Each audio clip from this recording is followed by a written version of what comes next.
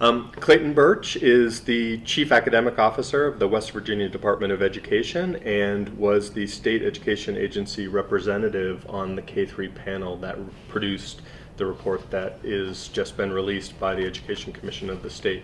Clayton, you've been very involved in early childhood policy in West Virginia, and I was wondering if you could share some of the work that you've been doing in early childhood. Yeah, absolutely. The new role, Chief Academic Officer, it's their fancy title for one of the Assistant State Superintendents.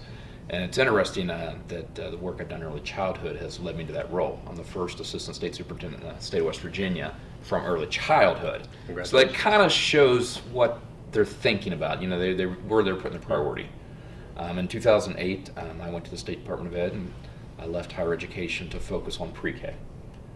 West Virginia in 2002 decided it wanted to launch a universal pre-K for all, every 4-year-old in the state, regardless of location.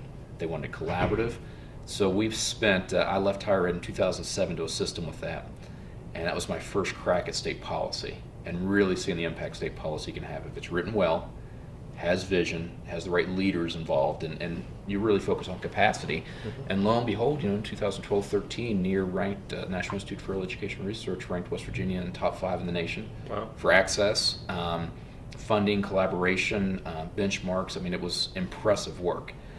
But the problem with the work was we're putting all this emphasis in West Virginia on pre-K, and probably about 2010, we had a president of the board at the time, Gail Manchin, and began asking questions, well, how's our K-12 system stacking up to all this work you're doing in pre-K?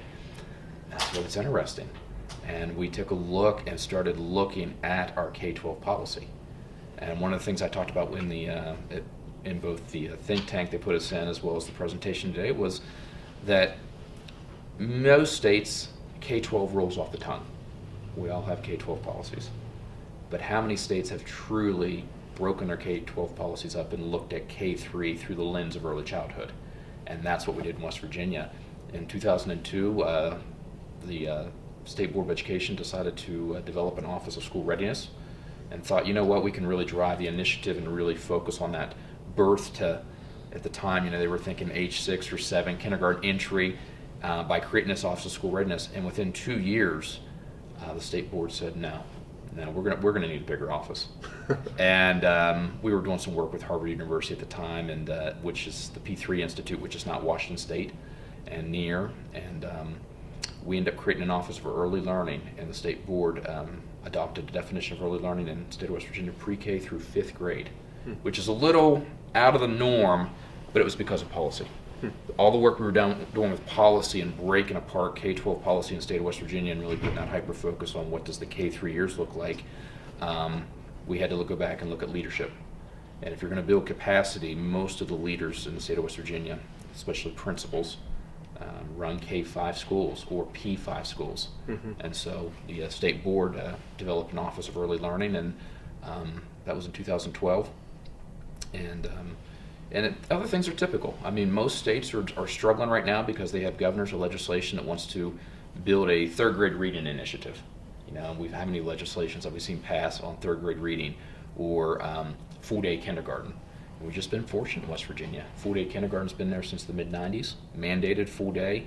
Pre-K got instituted in 2002, mandated by 2012. And lo and behold, our governor fell right in line and wanted a 3rd grade literacy campaign and policy, and said, Clayton, what do you think? And I said, buddy, you already have the pieces in place. Mm-hmm. We're very fortunate that we've been working on this pre-K, K, and then K-3 initiative, so that when West Virginia developed a policy, we base it on everything else we've been doing.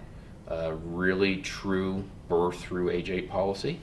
And I think as I go around and help the other states and they ask me, how do you pull this off?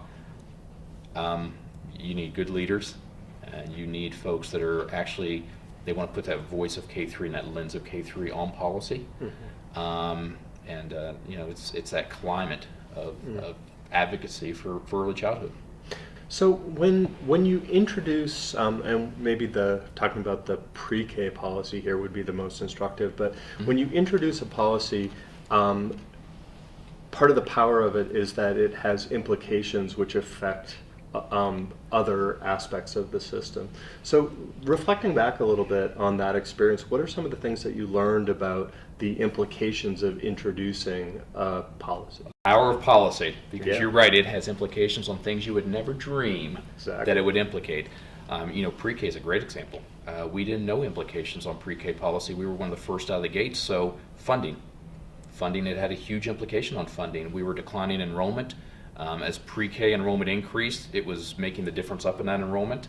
And we had to have a discussion very, very early that, whoa, we're now increasing our overall enrollment. Is funding equitable? Are we really going to fund these children at a percentage, or are we going to move forward and fund them at a full K-12? And that policy pushed that. We had made a commitment that we're going to fund all the children at the full K-12 funding. But then there's other aspects that you don't see until down the road when things are running through. For example, in the state of West Virginia, from 2002 until 2012, states could build their pre-K system. And the policy allowed them 10 years to build it, to get it right, to slowly fill in all those gaps that we knew we wanted to fill, such as workforce and building a high-quality workforce. What we didn't realize is, once again, money. Money is king. Folks were using a lot of different revenue sources to fill the gap to build that high-quality system. 2012 rolls around, and policy becomes enforced and is now required. We found that nearly 50% of the counties were using Title I funds to help fill that gap. Well, policy in the state of West Virginia is law. So once mandated full-day pre-K was there, that is a supplant issue.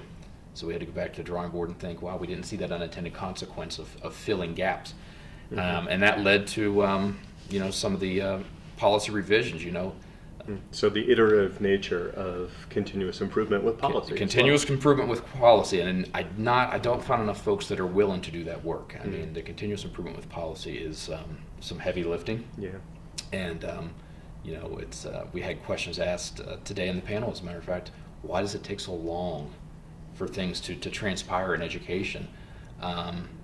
Trickle down effect is hard sometimes. You're talking about even a state the size of West Virginia. There's 700 schools, 280,000 students, 20,000 teachers. And as you change policy and you have that long-term vision, that's a lot of moving pieces in a very complicated system for it to transpire to full fruition. Right. So one of the key aspects and one of the levers that the K-3 Policymakers Guide to Action report focuses on are accountability metrics, but the metrics are explicitly not about student outcomes. Correct. So can you talk a little bit about why not and what metrics should be considered? I think most of us in the early childhood field were excited when those regulations came out and they were actually focusing on these non-academic metrics. Because in the early childhood world, we've always talked about certain things. For example, attendance matters. A child who misses 10% of their kindergarten years is likely not to graduate high school. Wow. Is anybody measuring those things like attendance? Behavior. We want these great dispositions, these social, emotional, the development to take place in these young children.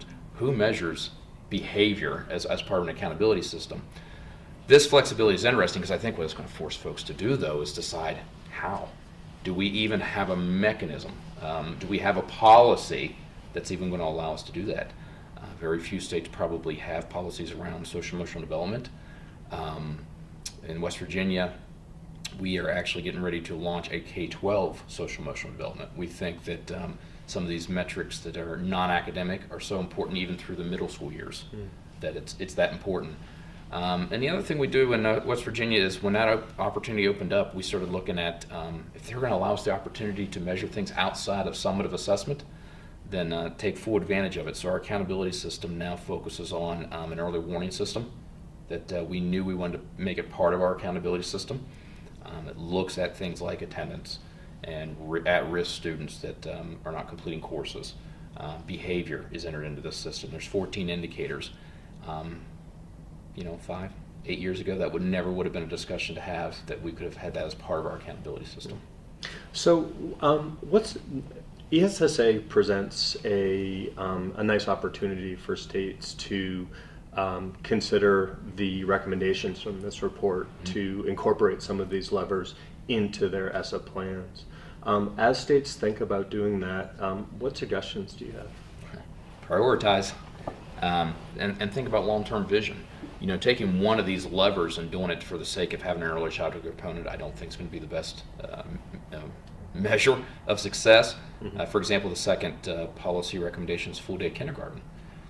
That is a great initiative to have as long as it's part of an overall, fully articulated P12 system that you're thinking about. You know, what's the goal of our kindergarten system? Why are we promoting this full-day kindergarten system? And, we hope that if you take these levers and you want to start building them into your ESSA plan, that it's part of, it's okay to have a conversation about college career readiness in early childhood. And folks think that, oh my gosh, don't talk about the high school, folks think of high school when they think of college and career readiness. And in a state like West Virginia, we don't. College and career readiness begins at birth. What are the opportunities that we can help close that gap before school? When we get them in school, what policy levers have we put in place to help ensure that that achievement gap closes as much as we can by, everybody talks about third grade, that critical third grade, but we know if they're not reading by third grade, they're likely not to succeed. So I think the suggestion is whatever policy levers you pick, make it part of your complete K-12 vision. And so, and then I think once you do that, we talked upstairs in this session about voice. Who's your voice for early childhood? And in most state education agencies, it's hard to find that voice.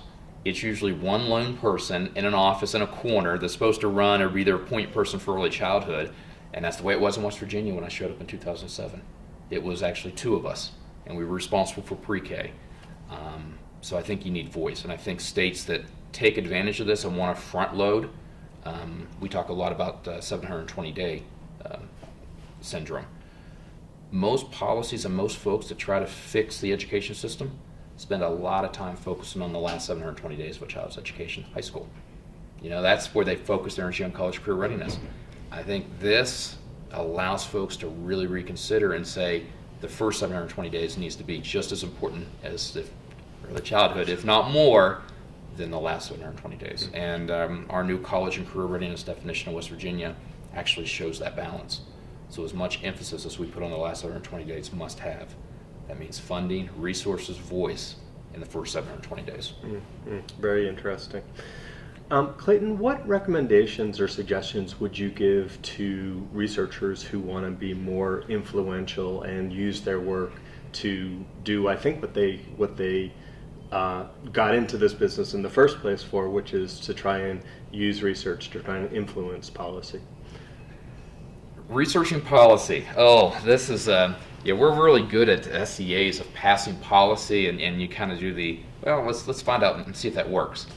I think research needs to start being tied directly to policy implementation, especially when it's big, large policy implementations. If you're asking a governor or a legislation or a state board of education to put the kind of resources we're talking about into whether it be pre-K, kindergarten, K-3, I think you need to be prepared to have a research agenda that's attached to it.